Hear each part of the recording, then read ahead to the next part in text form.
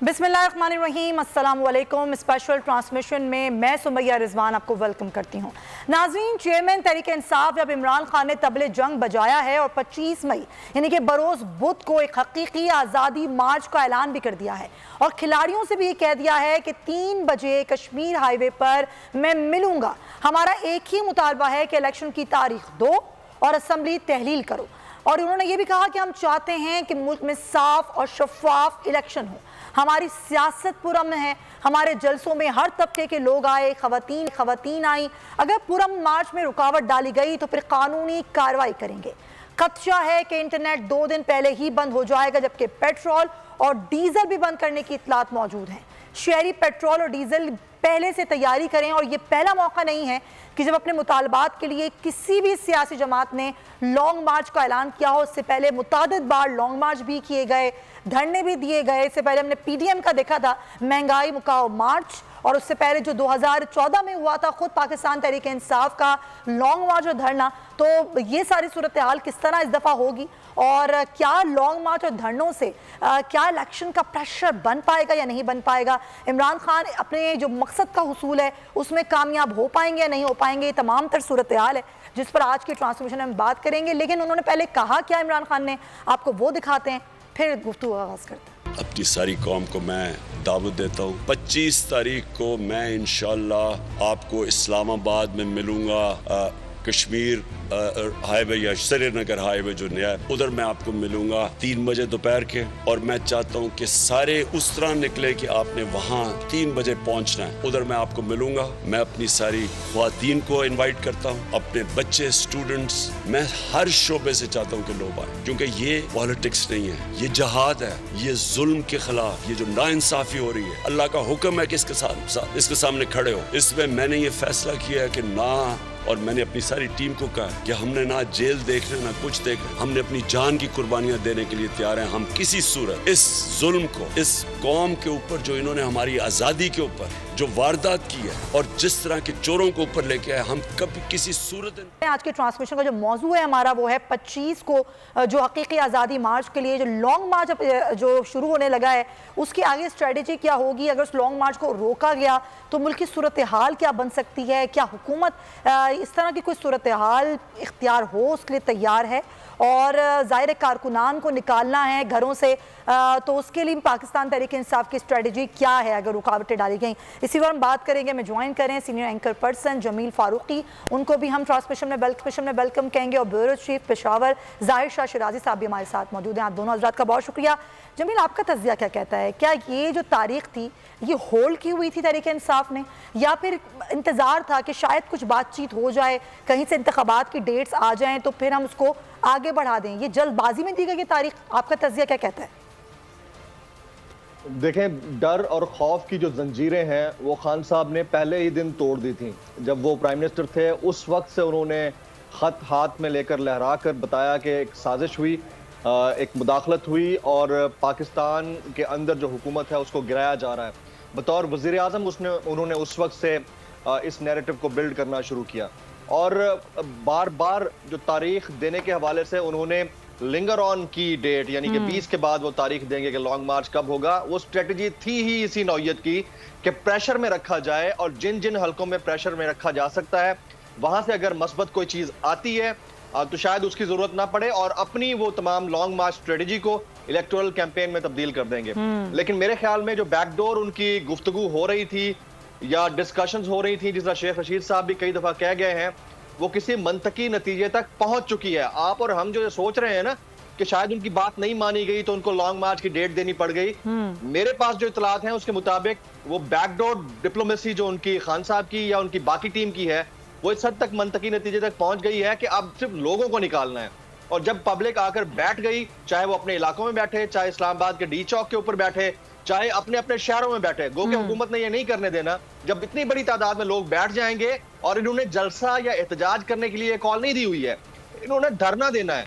और जब धरने की टाइम फ्रेम ही डिफाइंड नहीं है कि 10 दिन है, 100 दिन है, 150 दिन है, तो उस सूरत में हुकूमत को अल्टीमेटली बैकफुट पे जाना पड़ेगा, क्योंकि इनकी गाड़ियां कम पड़ जाएंगी, इनकी वैन्स कम पड़ जाएंगी और खान साहब के पास ये उनका क्रेडिट है कि वो 126 दिन का धरना लीड कर चुके हैं। और इस सूरत में लेकिन जमील वो जो धरना था यकीन कर रही है, वही मैं कनेक्ट करना चाह रही हूँ। जो धरना उस वक्त था, जाहिर हमने भी देखा कि उस धरने से कुछ भी हासिल वसूल नहीं हुआ। जाहिर धरनों से या एहतजाज से कभी भी इलेक्शंस का माहौल बनाना कितना आसान होता है? कि आज इस तरह की सिचुएशन है कि आज इमरान खान साहब आएँ, लॉन्ग मार्च करें, आवाम को घरों से निकालें और फजा बन जाए और प्रेशराइज हो जाएं और इदारे भी और हुकूमत भी और फिर इलेक्शन की तारीख भी आ जाए, ऐसा हो सकता है क्या?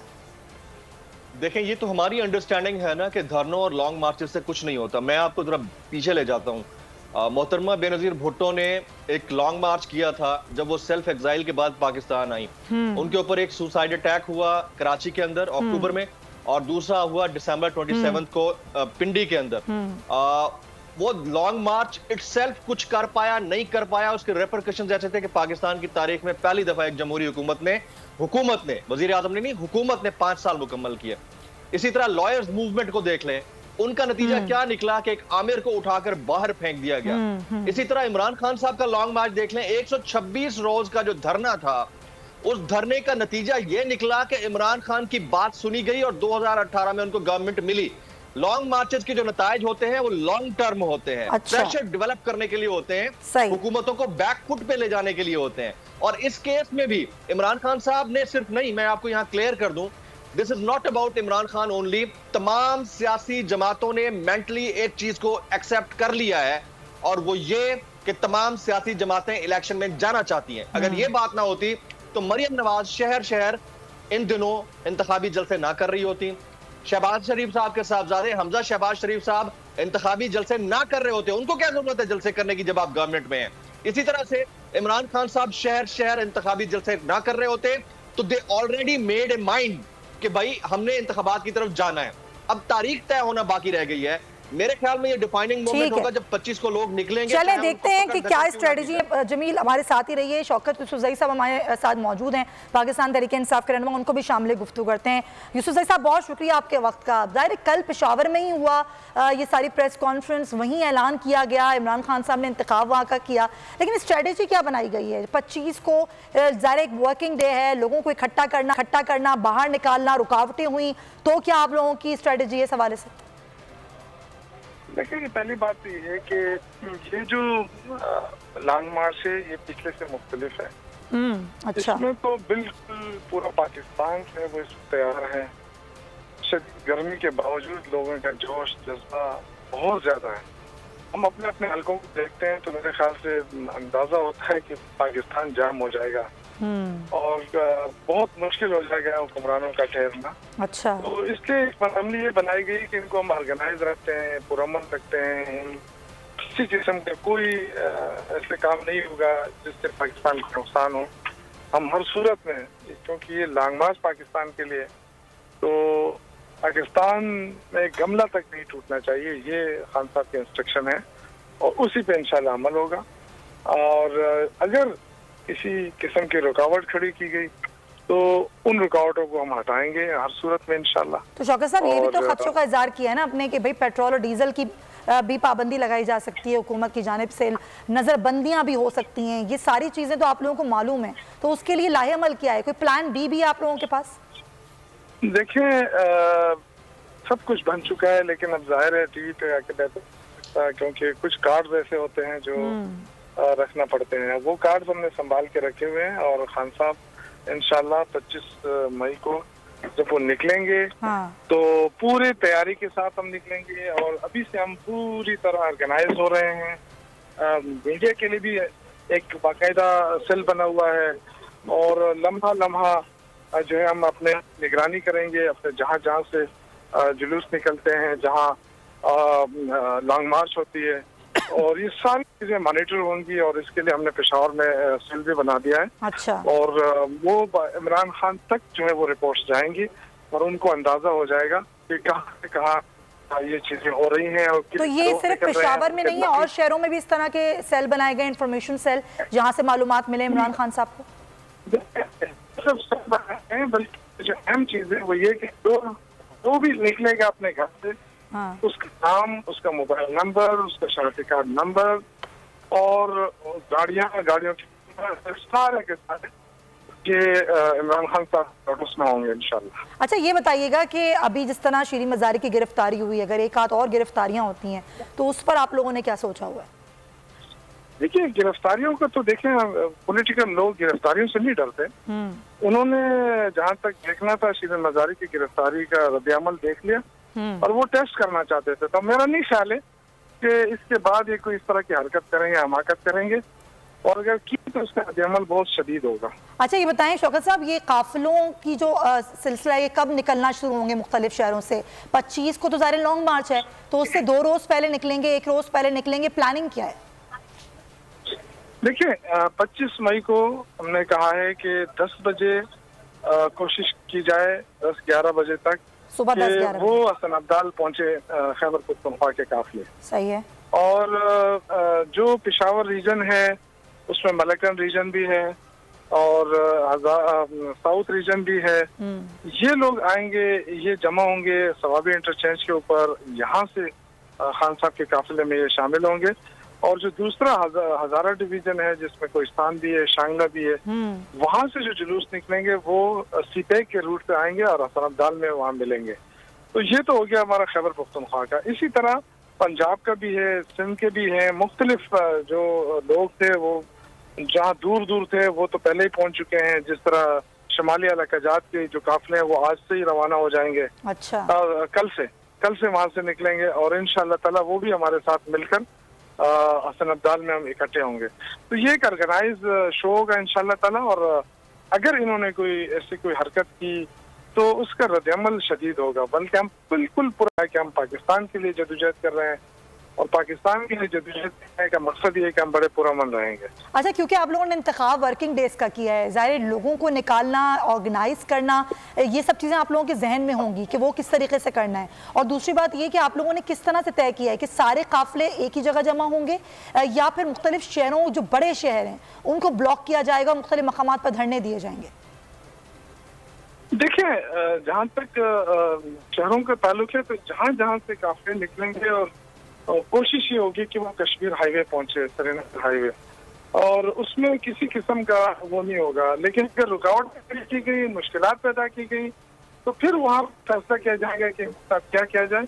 तो ये सारा प्रोसेस है कि इंशाअल्लाह ताला कोशिश तो यही होगी कि ये हुकूमत कोई ऐसी हरकत ना करे और पुरअमन काफिले हैं उनको किसी किस्म का इश्तिहार ना दिलाए। लेकिन फवाद चौधरी साहब तो कह रहे हैं कि मुल्क के जो बड़े शहर हैं उधर इस तरह का एहतजाज होगा, यानी कि मुख्तलिफ शहरों में ब्लॉक किया जाएगा और वहाँ बैठ के एहतजाज होगा। यानी कि एक तो कश्मीर हाईवे पर होगा, लेकिन वैसे भी उन्होंने कहा है कि मुख्तलिफ शहरों में एहतजाज होगा।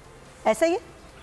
देखिए, मैंने आपको अर्ज किया कि अगर रुकावटें खड़ी की गई, नहीं छोड़ा गया तो जहाँ है वहीं पे एहतजाज होगा। लेकिन ये प्लान बी ये है। पूरा पाकिस्तान बंद हो जाएगा, फिर इनके लिए मुश्किलात होंगी। सही, घरों से निकलना मुश्किल हो जाएगा इनके लिए, न ये दफ्तर जा सकेंगे, न ये निजाम चला सकेंगे, तो मुश्किलात बढ़ेंगी। तो बेहतर ये है कि पुरअमन रहे और हमारे रास्ते बंद ना करें। और हम चूंकि ऑलरेडी जो पहले अगर हमसे कोई गलतियां भी हुई होंगी तो इस दफा इंशाल्लाह कोई गलती नहीं होगी। अच्छा, क्योंकि 126 दिन का धरना हमने दिया है, हमें सारी चीजों का पता है। पहले हमें कहा जाता था कि ये नातजुर्बाकार है, तो अब तो मेरे ख्याल से लॉन्ग मार्च हुआ, धरना हुआ, इसमें हमसे ज्यादा तजुर्बाकार कोई भी नहीं है। वो तो ठीक है, वो तो ठीक है, लेकिन जरा ये बताइए कि ये भी एक परसेप्शन आ रहा है कि आप लोगों की बातचीत हो रही थी, इसलिए थोड़ा डिले किया गया तारीख का ऐलान करने में, बातचीत नहीं हो पाई, कुछ तय नहीं हो पाया, इसीलिए ये लेट हो गया तारीख का ऐलान, 25 को किया गया। इसलिए क्या ये बात दुरुस्त है? नहीं, तारीख का ऐलान देखिए हम पहले तैयारी कर रहे थे। खान साहब ने पूरे मुल्क के अंदर जलसे किए, लोगों को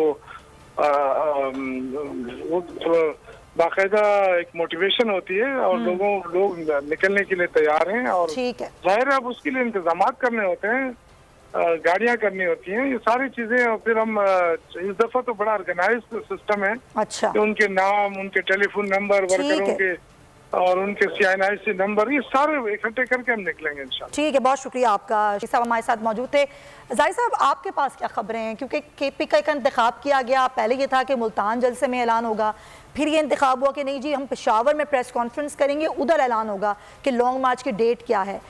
फिर ज़ाहिर एक एक और ज़रा बार बार कल बात होती रही कि न्यूज़ कॉन्फ्रेंस शुरू करने से पहले शाह महमूद कुरैशी साहब के पास एक टेलीफोन कॉल आई, उसके बाद वो टेलीफोन कॉल भी बहुत ज़ेर बहस रही कि भाई वो किसकी कॉल थी, जिसकी कॉल को कहा इमरान खान साहब ने रख दो कि अभी बात नहीं करनी। तो क्या खबरें क्या हैं आपके पास?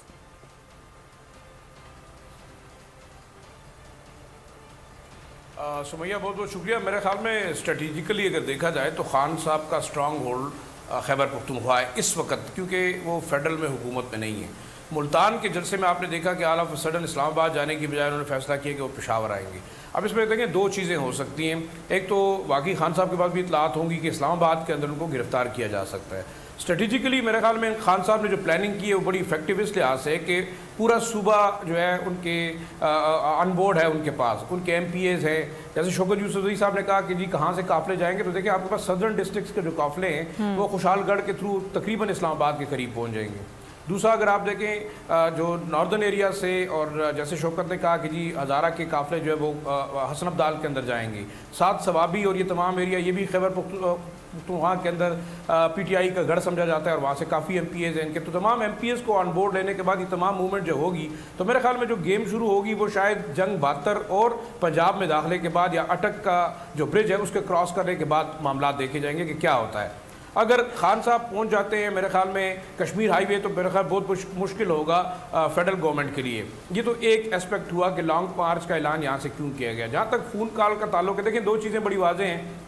हमारे सियासतदानों को एक चीज़, बल्कि तमाम दुनिया के अंदर मैकेनिज़्म है कि आपकी इस्टेब्लिशमेंट भी हुकूमतों के बनाने और उतारने में उनका एक बड़ा रोल होता है। सिर्फ पाकिस्तान के अंदर नहीं, दुनिया के हर मुल्क के अंदर है। तो इसमें मेरे ख्याल में कोई ऐसी दूसरी बात नहीं जिस पे ओपनली बात ना की जाए। तो हो सकता है उनको कॉल आई हो धरने की, जो है वो डेट को चेंज करने के उस हवाले से, लेकिन we don't have any confirmation. वो तो जो सामने था, जो वीडियो लीक हुई है उसके अंदर मौजूद है। जो स्ट्रेटेजिकली मेरे जहन में आ रहा है, देखें इस वक्त आप फेडरल गवर्नमेंट को देखें, वो मुकम्मल तौर पर रिडेंडेंट है। आप खैबर पख्तूनख्वा में गवर्नर अपॉइंट नहीं कर सके। शहबाज शरीफ साहब जो है वो चीफ मिनिस्टर तो बन गए हैं, उन्होंने ओथ भी ले लिया, आप वहाँ गवर्नर अपॉइंट नहीं कर सके, बल्कि आपने जो सिटिंग गवर्नर उसको निकाला। सिंध के अंदर आपके हालात देख दें, आपके जो कोलिशन पार्टनर्स हैं वो इस वक्त ज़हनी तौर से तैयार हैं कि इलेक्शन पे जाना चाहिए। अब जो अब तक की इतलात है, ज़रदारी साहब शायद द ओनली ऑब्स्टिकल, ये बिल्कुल ये कहा जा रहा है कि 48 घंटे जिसमें इत्तेहादी क्या फैसला करते हैं शराजी साहब, ये बड़ा इंपॉर्टेंट है। और हम बात करें हुकूमत के ऊपर दबाव है, ज़ाहिर है वो मईशत की बदहाली का है, ना हुकूमत कोई सख्त फैसले ले पा रही है, ना ही इलेक्शन की डेट का ऐलान किया जा रहा है। तो अब इस सूरत हाल में होगा क्या, क्योंकि यहाँ पर IMF की शराइत भी पूरी करनी है, इत्तेहादी जो हैं वो मान नहीं रहे हैं कि महंगाई का ये बोझ जो है वो आवाम पे पड़े, और इलेक्शंस ही क्या इसका वाहिद हल है। तो कैसे ये सब कुछ होगा? जमील आप क्या कहते हैं? ज़ाहिर इत्तेहादी भी राब्ते में हैं, और ख़ुद जो आसिफ अली ज़रदारी ने कल वज़ीर आज़म से मुलाकात की है जिसमें वो ये कह रहे हैं कि भाई जो सब कह रहे हैं वो आप करें, अगर वाकई इसका हल इलेक्शन ही है तो आप फ्रेश इलेक्शन की तरफ जाएं। क्या आपको लग रहा है कि 1-2 रोज़ में ये मामला तय होगा? क्योंकि कल हम ये भी सुन रहे थे कई लोगों से कि हो सकता है कि लॉन्ग मार्च से पहले ही मामला तय हो जाए।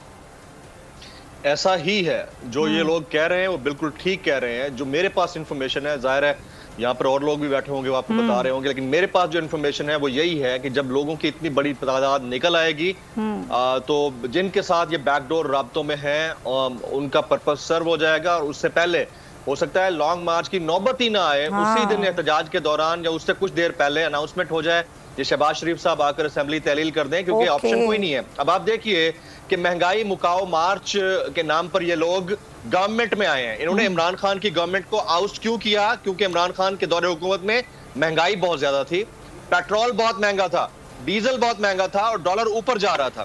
तो जब आप आ गए 40 दिन के अंदर कम से कम 5-10 रुपए तो किसी चीज में कम होने चाहिए थे ना। सही बात आपने सीधा 182 से डॉलर को पहुंचा दिया 201 रुपए तक।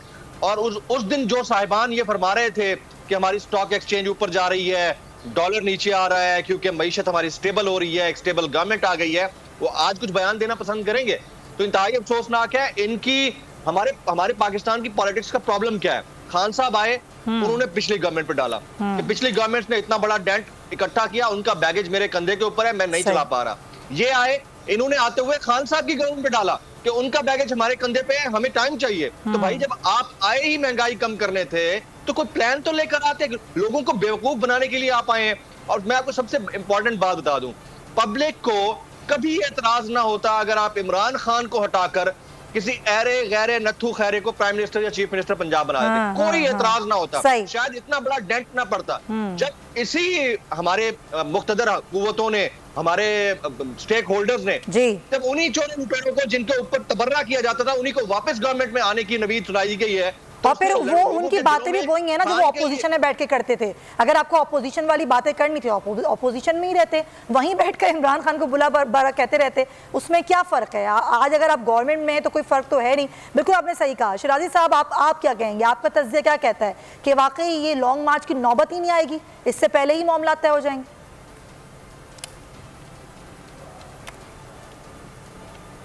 सुमैया, मेरे ख्याल में 25 से 29 के बीच की डेट बड़ी इंपॉर्टेंट है और बैक टू डिप्लोमेसीज भी हैं, डिस्कशंस भी हैं। मेरे ख्याल में इस वक्त हम मुल्क को एनआरकी की तरफ जो है वो नहीं धकेल सकते। एक लॉन्ग मार्च जब होगा तो आप देख लें कि खैबर पख्तूनख्वा पूरा पीटीआई यहाँ पे स्वीपिंग मेजॉरिटी से जो है वो जीती है। अगर यहाँ से लोग निकलते हैं, फिर इस्लामाबाद को आप देख लें, पंजाब के मुख्तलिफ शहरों में देख लें। अब ये हो नहीं सकता कि हम हर रोड के ऊपर ट्रैफिक ब्लॉक करके लोगों को मारना पीटना शुरू करेंगे। देखिए पिछली दफ़ा का मार्च आप देखें, जब परवेज़ खटक साहब लीड कर रहे थे तो इन्होंने जंग 72 के करीब मोटरवे पे और हसन अब्दाल के करीब जो है वो सीवियर शेलिंग की लोगों को रोका। लेकिन इस दफ़ा सिचुएशन और नज़र आ रही है। दूसरी जो इंपॉर्टेंट चीज़ें, इत्तेहादी आपस में वन पेज पे नजर नहीं आ रहे। देखें इलेक्शन की डिमांड तो हर कोई कर रहा है। जमीयत उलमा इस्लाम जलसे कर रही है, आप देखें पीपल्स पार्टी जलसे कर रही है, ANP जलसे कर रही है। तो ओवरऑल देखा जाए तो एक माहौल बना हुआ है, एक माहौल बन गया है। खुद जाहिर इनकी अपनी इत्तेहादी जमातें भी ये कह रही हैं कि इलेक्शन होने चाहिए। आपकी सारे मसलों कल फ्रेश इलेक्शन है। बहुत शुक्रिया, वक्त खत्म हो गया है। शिराजी साहब आपका भी, जमील फारूकी वक्त का बहुत शुक्रिया। नाजरीन, ट्रांसमिशन का वक्त खत्म होता है, लेकिन एक अहम बात वो ये कि इस वक्त जो मुल्क की सूरत हाल है, अनारकी की तरफ ना जाए, मईशत मजीद बदहाली की तरफ ना जाए, तो फैसला तो जल्दी करना होगा, वरना हालात बहुत ख़राब हो सकते हैं। इसी नोट के साथ आपसे फिर मुलाकात होगी। अपना ख्याल रखें। अल्लाह हाफ़िज़। सब्सक्राइब करें और बेल दबाएं ताकि कोई खबर रह न जाए।